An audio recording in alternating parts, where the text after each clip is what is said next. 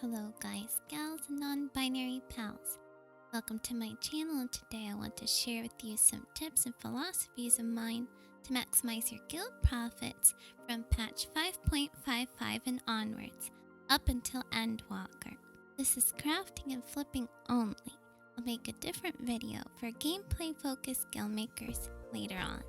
I'll try and keep the video short, so let's get into it. Tip number 1. Selling off any old mats, exarchic, or aesthetic gear you have left over. Exarchic and aesthetic gear is usually best sold on patch days where bots and undercutting tools are not available. I would keep selling exarchic and aesthetic gear up until the month before the expansion releases. If you see people dumping large stacks of mats for these sets that are extremely cheap, I recommend buying some of them out because they will go in price later on when no one is gathering these anymore.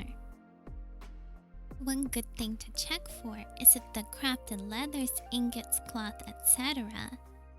are selling better than the exarchic or aesthetic gear themselves. And this goes for any late game gear.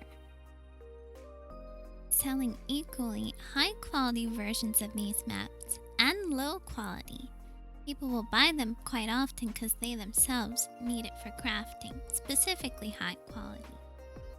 Any alchemy or culinarian mats should be crafted and sold, and I recommend keeping them for when the raid unlocks. Tip number 2. Keeping an eye out on trial mats. Any trial mats that we haven't gotten a weapon for this expansion are really good to buy, especially when they're around the 200k mark. These will easily sell for $1 million a piece next expansion when the weapons come out for these. The mats are the Dancing Wing from Titania, Plate of Light from the Warrior of Light, the Ruby, Emerald, and Diamond platings from the Ruby, Emerald, and Diamond weapon, and the Blade of Revelry from Susano.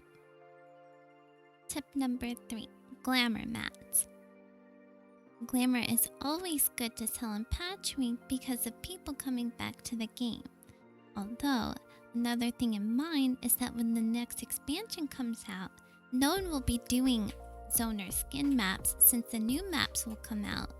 So there will be a lack of this expansion's glamour mats. Keep a small stockpile of these.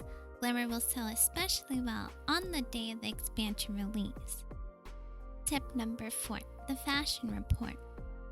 A lot of people are doing Fashion Report because of the Final Fantasy XV event that's coming back in September.